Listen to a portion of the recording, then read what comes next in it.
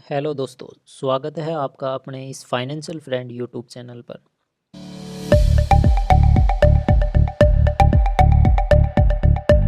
दोस्तों, इस वीडियो में अपन डिटेल में रिव्यू करेंगे फिजिक्स वाला के आईपीओ के बारे में। कंपनी क्या काम करती है, कंपनी का आईपीओ कब आ रहा है, सारी चीज़ें देखेंगे इस वीडियो में। सबसे पहले अपन देखेंगे कंपनी क्या काम करती है, फिर कंपनी के टाइमलाइंस के बारे में देखेंगे, फिर कंपनी की आईपीओ डिटेल्स के बारे में देखेंगे, लॉट साइज़ के बारे में देखेंगे, कंपनी का रिजर्वेशन देखेंगे कि किस किस पोर्शन को कितना रिजर्वेशन रखा गया है, रिटेलर पोर्शन कितना रखा गया है, क्यूआईबीज के लिए कितना है। फिर कंपनी के प्रमोटर होल्डिंग्स देखेंगे कि प्रमोटर के पास कितना होल्डिंग है। कंपनी की फाइनेंशियल स्टेटमेंट्स देखेंगे, कंपनी की स्ट्रेंथ और रिस्क देखेंगे। फिर लास्ट में देखेंगे कंपनी की जीएमपी और ब्रोकरेज रिव्यू कि ब्रोकर्स क्या कह रहे हैं, इस कंपनी में अप्लाई करना चाहिए या नहीं करना चाहिए। ये सारी चीज़ें देखेंगे इस वीडियो में। बस आप जुड़े रहें मेरे साथ। तो चलिए दोस्तों, अब अपन शुरू करते हैं फिजिक्स वाला कंपनी के बारे में कि क्या काम करते हैं ये। फिजिक्स वाला is a EdTech company offering test preparation courses and various competitive exams like JEE, NEET, UPSC, and upskill courses like data science, analytic, banking, finance, software। Physics वाला एक EdTech कंपनी है जो कि बहुत सारे कॉम्पिटिटिव एग्ज़ाम्स की तैयारी करवाती है, जैसे JEE, NEET, UPSC। इन एग्ज़ाम्स की तैयारी करवाने का एक प्लेटफॉर्म है। ऑनलाइन और ऑफलाइन दोनों ही मोड में ये तैयारी करवाते हैं। ऑनलाइन सर्विस भी देते हैं। इनके बहुत सारे सोशल मीडिया चैनल्स हैं, वेबसाइट्स हैं और ऐप्स हैं इनके पास। और ये ऑफलाइन सेंटर्स, इनके पास हाइब्रिड सेंटर्स हैं, ऑफलाइन सेंटर्स। और ये इंडिया की टॉप 5 एडटेक कंपनियों में आती है। ये इंडिया की टॉप 5 एडटेक कंपनीज़ में आती हैं जिनका रेवेन्यू सबसे ज़्यादा है। 13 मिलियन सब्सक्राइबर हैं इनके यूट्यूब पर। इनकी की पॉइंट्स क्या क्या हैं फिजिक्स वाला के। ये 4.13 मिलियन यूनिक ट्रांजैक्शन यूजर्स हैं इनके पास ऑनलाइन, जिसमें से 0.33 मिलियन स्टूडेंट एनरोल हैं ऑफलाइन सेंटर्स में और बाकी बचे हुए सारे ऑनलाइन सेंटर में रजिस्टर्ड हैं। और इनका एक यूज़र पर एवरेज कलेक्शन होता है 3930 रुपये। ये मल्टीपल कोर्स बेचते हैं 13 एजुकेशन कैटेगरीज़ में। 303 इनके ऑफलाइन सेंटर्स हैं। 6267 फैकल्टी मेंबर्स प्रेजेंट हैं इनके पास जून 30 2025 तक। 18,000 एम्प्लॉयज़ काम करते हैं इनके जून 2025। 4382 बुक पब्लिश कर चुके हैं ये अब तक। इनकी कॉम्पिटिटिव स्ट्रेंथ क्या है? 4.46 million total number of paid users हैं इनके पास, जो कि कैगर 59.19% से ग्रो किया है 2023 से 2025 के बीच में। ये ऑफ़र करते हैं large number of education categories. Approx 13 category education की कैटेगरी को ये कवर करते हैं, जिनके कोर्सेज देते हैं ये स्टूडेंट्स को इनके अलग अलग चैनल्स के द्वारा। इनके पास बहुत सारा स्टूडेंट्स लर्निंग एक्सपीरियंस है। स्पेशलाइज्ड फैकल्टी मेंबर्स हैं हर एक कैटेगरी के, चाहे वो जेई, नीट, यूपीएससी, हर एक फील्ड के इनके पास एक्सपर्ट्स प्रेजेंट हैं। और ये वेल करिकुलम के हिसाब से काम करते हैं या स्टडी करवाते हैं, और ये क्वालिटी कंटेंट प्रोवाइड करवाते हैं और करिकुलम वेल प्लान्ड करिकुलम से ये स्टडी करवाते हैं। इनके पास एक्सपीरियंस मैनेजमेंट टीम है और विजनरी फाउंडर हैं इनके फिजिक्स वाला के। ये इनकी कॉम्पिटिटिव स्ट्रेंथ इन्होंने बताई है DRHP में। चलिए अब देखते हैं इनकी डिटेल्स के बारे में। कंपनी का IPO 11 नवंबर से 13 नवंबर तक रहेगा। लिस्टिंग 18 नवंबर को होगी इनकी। कंपनी का फेस वैल्यू 1 रुपये पर शेयर है। इश्यू प्राइस ब्रांड इन्होंने रखा है 103 से 109 रुपये पर शेयर। एक लॉट में इन्होंने 137 शेयर्स रखे हैं। IPO का टाइप है फ्रेश इश्यू और ऑफर्स फॉर सेल्स। दोनों ही प्रकार कंपनी के पास भी जाएगा और कुछ प्रमोटर के पास भी जाएगा। कंपनी का टोटल इश्यू है 31,92,00,000 शेयर्स का, जिनकी वैल्यू बनती है 3480 करोड़। और फ्रेश इश्यू, जो कंपनी फ्रेश इश्यू कर रही है वो 28.5 करोड़ शेयर का, जिनकी वैल्यू है 3100 करोड़। और ऑफ़र फॉर सेल जो प्रमोटर लेके निकल रहे हैं वो है 3.5 करोड़ शेयर्स, जिनकी वैल्यू बनती है 380 करोड़। एम्प्लॉयज़ के लिए कंपनी ने 10 रुपये का डिस्काउंट रखा है। इश्यू टाइप है बुक बिल्डिंग, जितनी भी मेन बोर्ड की ज़्यादातर बुक बिल्डिंग ही होती है। लिस्टिंग कंपनी की दोनों ही BSE एंड NSE दोनों ही एक्सचेंज पे होगी। और कंपनी के share holding, pre shares company के पास थे 260 करोड़, और इश्यू के बाद में कंपनी के पास जो शेयर्स हो जाएंगे वो हो जाएंगे 289 करोड़। इसमें से ये जो फ्रेश इशू कर रहे हैं वो और ऐड हो जाएंगे 28 करोड़ शेयर्स। तो ये 260 करोड़ से बढ़ के ये 289 करोड़ शेयर्स हो जाएंगे। चलिए अब कंपनी की टाइमलाइंस के बारे में एक बार देख लेते हैं कि कंपनी 11 नवंबर को इसका IPO ओपन होगा, 13 नवंबर को इसका लास्ट क्लोजिंग डेट है, 14 नवंबर को अलॉटमेंट आ जाएगा कंपनी का। अगर शेयर मिले तो आपके डीमेट अकाउंट में 17 तारीख को शेयर आ जाएंगे, अगर नहीं मिला तो आपके रिफ़ंड हो जाएंगे या फिर अनब्लॉक हो जाएंगे जितने भी रुपए आपने ब्लॉक करवाए हैं IPO के थ्रू। कंपनी की लिस्टिंग 18 नवंबर को हो जाएगी और UPI मैंडेट की कंफर्मेशन टाइम है 5 बजे तक 13 नवंबर, जिस दिन लास्ट डेट है उस दिन 5 बजे तक आप UPI मैंडेट कंफर्म करें। इसके बाद अगर UPI मैंडेट कंफर्म करेंगे तो आपका अलॉटमेंट नहीं होगा, रिजेक्ट कर दी जाएगी आपकी एप्लीकेशंस। और इवनली 5 बजे ही नहीं, 4 बजे से पहले पहले ही आप अप्लाई कर दें, क्योंकि 5 बजे के टाइम पे जो बिग QIBs होते हैं वो अप्लाई करने लग जाते हैं, तो उस टाइम पे ये UPI मैंडेट आने में प्रॉब्लम हो जाती है, सर्वर डाउन्स हो जाते हैं। इस वजह से आप 4 बजे से पहले पहले ही UPI मैंडेट कंफर्म कर लें। और अगर 5 बजे तक करते हैं तो आप असबा के थ्रू लगाएं ताकि आपको कम से कम प्रॉब्लम आएगी। अब कंपनी के लॉट साइज़ के बारे में देख लेते हैं। कंपनी का एक लॉट में 137 शेयर रखे गए हैं, जो रिटेलर के मिनिमम रुपए लगेंगे 14,933 और रिटेलर के मैक्सिमम रुपए 1,94,000, जिनमें 13 लॉट मिलेंगे और जिसके शेयर्स बनते हैं 1781। ज़्यादा लॉट लगाने का बेनिफिट जब ही होगा जब अंडर सब्सक्राइब होगा। अगर ओवर सब्सक्राइब हो जाता है तो एक लॉट से ज़्यादा लगाने का कोई भी फ़ायदा नहीं होगा ओवर सब्सक्राइब के टाइम पे, क्योंकि ओवर सब्सक्राइब होते ही आपको एक ही लॉट अलॉटमेंट मिलेगा, चाहे वो रिटेलर कैटेगरी में हो चाहे वो HNI कैटेगरी में। और इन्होंने स्मॉल HNI के लिए रखा है 14 लॉट, जिनके शेयर्स बनते हैं 1918 और जिनकी वैल्यू बनती है 2,09,000। वहीं इन्होंने मैक्सिमम रेंज रखी है 66 लॉट के लिए, जिनके शेयर्स बनते हैं 9,042 और वैल्यू बनती है 9,85,000। इसमें भी वही, अगर ओवर सब्सक्राइब होता है तो 14 लॉट ही लगाएं, इसके ऊपर लगाओगे तो आपको अलॉटमेंट 14 लॉट ही होंगे, बाकी के आपके रुपए रिफ़ंड हो जाएंगे। वहीं बिग HNI में 67 लॉट रखे हैं, जिनकी शेयर बनते हैं 9100 और इनके अमाउंट बनता है 10 लाख। चलिए अब कंपनी के रिजर्वेशंस चेक कर लेते हैं कि किस किस को कितना कितना रिजर्वेशन रखा गया है। QIBs के लिए 75% रखा गया है, रिटेलर के लिए ओनली 10% ही रखा गया है और NNIs के लिए 15% का ऑफ़र रखा गया है। रिटेलर का 10% पोर्शन इसलिए रखा गया हुआ कि कंपनी के कुछ लास्ट फाइनेंशियल ईयर में लॉस होगा, पेट मार्जिन नेगेटिव होगा। इस वजह से सेबी हमेशा जब भी किसी कंपनी के पिछले 2 से 3 फाइनेंशियल ईयर में अगर लॉस दिखा रही है कंपनी, तो वहाँ रिटेलर का 10% ही कोटा मिलेगा।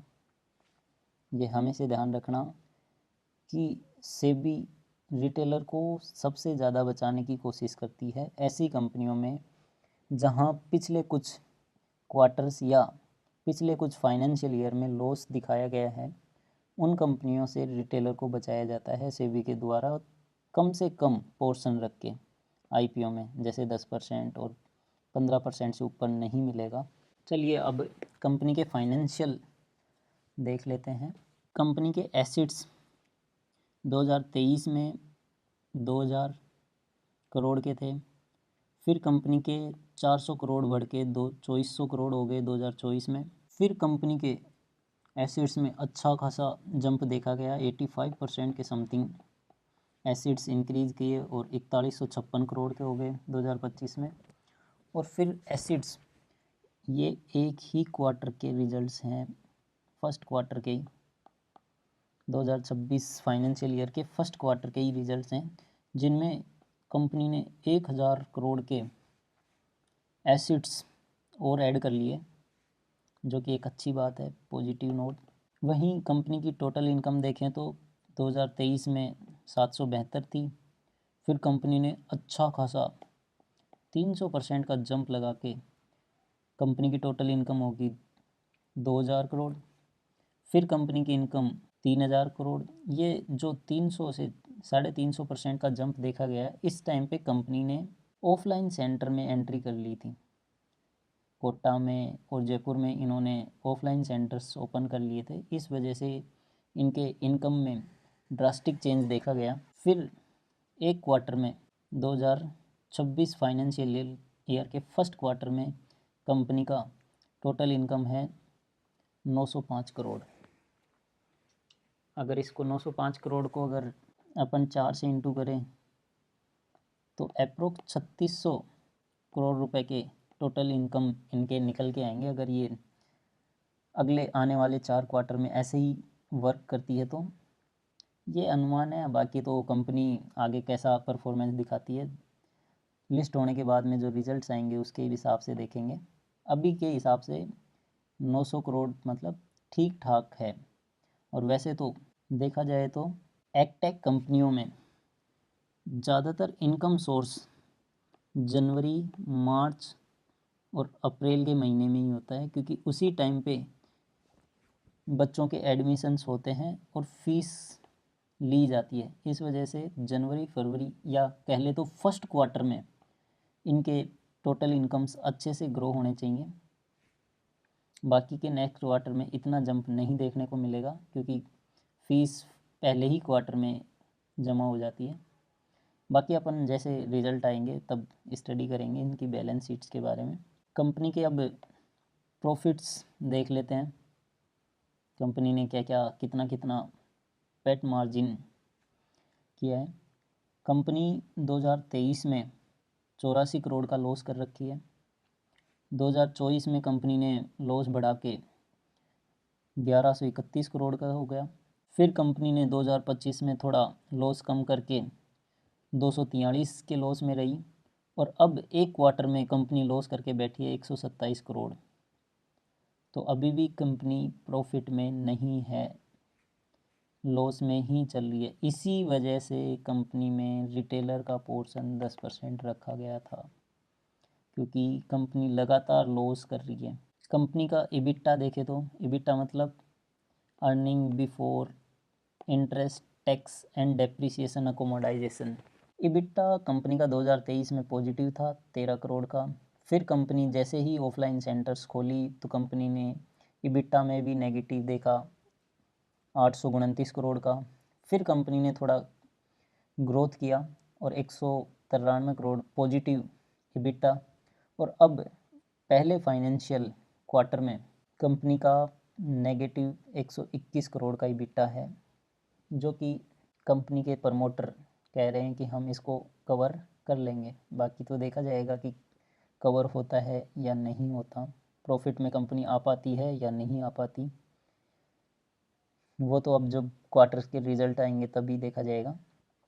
कंपनी की नेटवर्थ 2023 में 62 करोड़, फिर नेगेटिव 861 करोड़ 2024 में, फिर 2025 में 1945 करोड़ पॉजिटिव, और फिर कंपनी ने 1867 करोड़। तो नेटवर्थ में तो ठीक ग्रोथ की है। एक बार ही लॉस में थी जब कंपनी ऑफलाइन सेंटर्स में आई थी, क्योंकि ऑफलाइन सेंटर्स में कंपनी का इन्वेस्टमेंट भी बड़ा होता है, क्योंकि कुछ ऑफलाइन सेंटर लीज़ पे लेने पड़ते हैं, इस वजह से ये नेगेटिव हो गया। कंपनी के रिजर्व्स और सरप्लस 2023 में 187 के मतलब नेगेटिव चल रही थी। 2024 में फिर बढ़ के 1254, वही सेम रीजन ऑफलाइन सेंटर्स।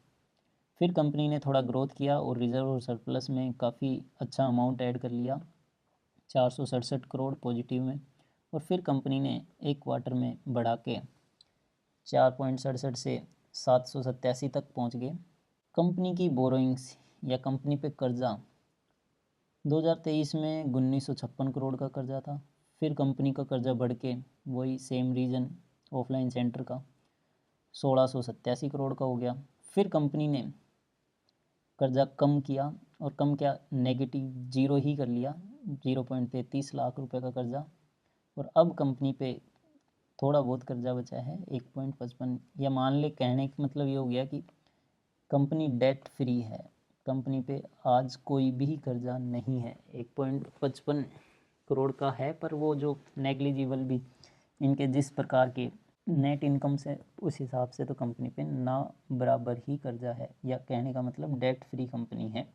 अब कंपनी के KIP इंडेक्स देख लेते हैं। कंपनी का रिटर्न ऑन नेटवर्थ है माइनस में 12, जो कि माइनस इस वजह से जो पैट मार्जिन है वो माइनस में है, अभी EBITDA भी माइनस में है, इस वजह से रिटर्न ऑन नेटवर्थ कंपनी का माइनस 12.5% है। पैट मार्जिन ऑब्वियसली अभी देख के आए हैं, नेगेटिव में ही है, 8.5% के समथिंग। EBITDA मार्जिन पॉजिटिव है कंपनी का, 6.72% के हिसाब से चल रहा है। Price to book value, company की प्राइस टू बुक वैल्यू 14 की है, जो कि मेरे हिसाब से ज़्यादा है। मतलब कंपनी की वैल्यूएशन हाई है, पर रिसेंटली जो IPO आए हैं उसके हिसाब से देखा जाए, जैसे लेंसकार्ट और ग्रो के,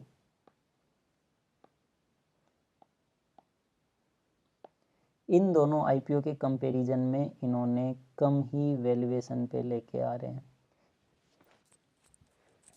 इनका जितना वैल्यूएशन तो कंपनी नहीं मांग रही। कंपनी का मार्केट कैप बन के आता है 31,526 करोड़ का। कंपनी का प्री IPO EPS है -0.93, जिसका कोई सेंस नहीं है, क्योंकि जब कंपनी प्रॉफिट करने लगेगी तो EPS का तो सेंस जब ही आएगा। और पोस्ट IPO कंपनी का EPS हो जाएगा -1.76। वहीं कंपनी का प्राइस टू अर्निंग रेशियो भी माइनस में ही है, 116 IPO से पहले, और IPO के बाद में 62.06 हो जाएगा। EPS और price to earning ratio PE का सेंस जब भी है जब कंपनी पॉजिटिव या कंपनी प्रॉफिट में हो।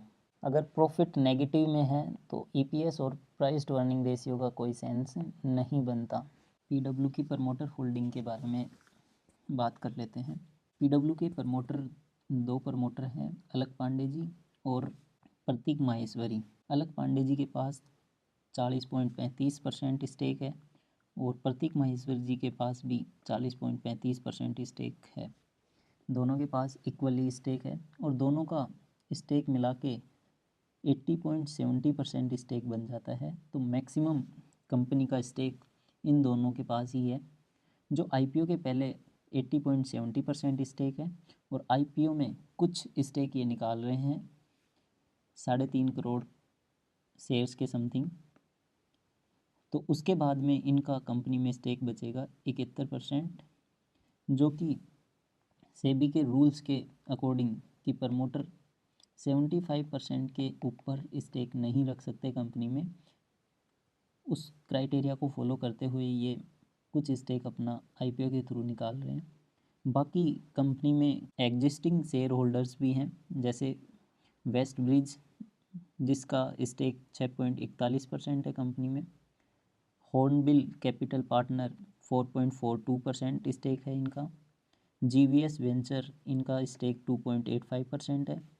लाइट स्पीड अपॉर्चुनिटी फंड का स्टेक है 1.79%। सेतु AIF ट्रस्ट का कंपनी में स्टेक है 2.39 का, और कुछ अदर्स जैसे कंपनी के एम्प्लॉयज़ और कुछ छोटे मोटे इन्वेस्टर्स, उनका स्टेक कंपनी में 2.44% है। वैसे पीडब्ल्यू के आईपीओ में कोई भी एग्जिस्टिंग शेयर होल्डर्स अपना स्टेक आईपीओ के थ्रू नहीं निकाल रहे। ये एक कंपनी का पॉजिटिव नोट है। अब कंपनी के ऑब्जेक्टिव्स देख लेते हैं कि कंपनी किस लिए आईपीओ लेके आ रही है। कंपनी 460 करोड़ रुपए इन्वेस्ट करेगी एक्सपेंडिचर और fit and outfit new offline centres और हाइब्रिड सेंटर्स बनाने में। Expenditure towards lease payments and existing identify offline hybrid centres operating by company. जो भी कंपनी लीज पे ले रखी थी ऑफलाइन सेंटर्स, उनका पेमेंट करने के लिए कंपनी ने 548 करोड़ का अलोकेशन रखा गया है। Capital expenditure fit outfit of new offline centres of xylem, ये कुछ न्यू ऑफलाइन सेंटर्स खोलेंगे जिनके लिए इन्होंने 31 करोड़ रुपए का अलोकेशन रखा गया है या बताया गया है। Lease payment for xylem existing identified offline centres, और इनका जाइलम के साथ जो पार्टनरशिप थी उनके ऑफलाइन सेंटर्स थे, उनका जो लीज पेमेंट था उसके लिए इन्होंने 15 करोड़ रुपए रखे हैं, 15.5 करोड़। और कुछ ये इन्वेस्टमेंट करेंगे खुद की सब्सिडरीज में, और उत्कर्ष क्लासेस और एक एटेक्स प्राइवेट लिमिटेड कंपनी है जिसको पेमेंट देंगे, और उनकी लीज पेमेंट्स उत्कर्ष क्लासेस की एग्जिस्टिंग ऑफलाइन सेंटर्स हैं ना, उनके लीजिंग पेमेंट्स बकाया हैं, उनको पेमेंट करेंगे ये, क्योंकि ये पार्टनरशिप में हो जाएंगे उत्कर्ष के साथ, इसलिए 33.70 करोड़ रुपए इसके लिए रखे गए हैं। Expenditure towards severe cloud related infrastructure cost के लिए इन्होंने 200 करोड़ रुपए रखे गए हैं। मार्केटिंग के लिए इन्होंने 710 करोड़ रुपए, क्योंकि एगटेक कंपनियों में सबसे ज़्यादा खर्चा मार्केटिंग का ही होता है, उसके लिए इन्होंने 710 करोड़ रुपए रखे गए हैं। Acquisition and additional share holding of our subsidiary and classes of एगटेक एंड प्राइवेट लिमिटेड, और उत्कर्ष क्लासेज के एक्विजिशन के लिए इन्होंने 26 करोड़, मतलब कि उत्कर्ष क्लासेज में कुछ स्टेक और खरीदेंगे ये, और एगटेक प्राइवेट लिमिटेड में भी, इसलिए इन्होंने 26 करोड़ रुपए का और एलोकेशन बताया। और कुछ कंपनी की इनऑर्गेनिक ग्रोथ के लिए रखा गया है एक्विजिशन, और जनरल कॉरपोरेट पर्पस के लिए भी कुछ फंड रखा गया है जो बाकी बच गया उसमें। अब फिजिक्स वाला आईपीओ की एनालिसिस दी गई है ब्रोकर्स के द्वारा, वो अपन देख लेते हैं एक बार। जैसे कन्वर्जी फिनस्टॉक प्राइवेट लिमिटेड ने बताया है कि कंपनी में आईपीओ में अप्लाई करना चाहिए। लक्ष्मी श्री इन्वेस्टमेंट सिक्योरिटी ने बताया है कि अप्लाई करना चाहिए। आनंद राठी जी ने बोला है कि अप्लाई करना चाहिए। कैपिटल मार्केट ने न्यूट्रल वेन्यू दिया है। दिलीप देवड़ा ने कोई भी रेटिंग नहीं दी है इस आईपीओ से रिलेटेड। इनप्रेड इक्विटी ने अप्लाई करने के लिए बोला है। एसबीआई कैप सिक्योरिटी लिमिटेड ने न्यूट्रल पॉइंट रखा है अपना। SMIFS लिमिटेड ने अप्लाई करने के लिए बोला गया है। स्वास्तिका इन्वेस्ट मार्ट लिमिटेड ने अवॉइड करने के लिए बोला गया है। वेंचर सिक्योरिटी लिमिटेड ने कोई भी रेटिंग नहीं दी है इस आईपीओ से रिलेटेड। अब कंपनी की जीएमपी देख लेते हैं कि जीएमपी क्या चल रही है, ग्रॉस मार्केट प्रीमियम क्या चल रहा है। अभी के हिसाब से पीडब्ल्यू की जीएमपी 4 से 5% के समथिंग चल रही है। क्या इस आईपीओ में हमें अप्लाई करना चाहिए या नहीं करना चाहिए? देखिए, अगर आपका लिस्टिंग डे गेन लेके ही निकलना है तो इस आईपीओ में नहीं अप्लाई करना चाहिए मेरे हिसाब से। लिस्टिंग डे गेन पे ज़्यादा कोई भी बड़ा गेन नहीं होगा। अगर आप लॉन्ग टर्म पर्पस के लिए सोच रहे हैं तो कंपनी अच्छी है, अप्लाई करना चाहिए। और शॉर्ट टर्म और लिस्टिंग गेन के हिसाब से अभी कंपनी ठीक नहीं लग रही, क्योंकि मार्केट का मूड और माहौल भी अभी ठीक नहीं है ड्यू टू जियोपॉलिटिकल रीजंस। तो मैं तो इस आईपीओ में फोर्सफुली अप्लाई नहीं करने वाला। चलिए दोस्तों, आपको ये वीडियो कैसा लगा? अगर आपको अच्छा लगा तो लाइक बटन दबा के हमारे चैनल को सब्सक्राइब ज़रूर करें, ताकि आपको रेगुलर फाइनेंशियल नॉलेज मिलती रहे, investing strategy, trading tips, market analysis. Thank you, धन्यवाद।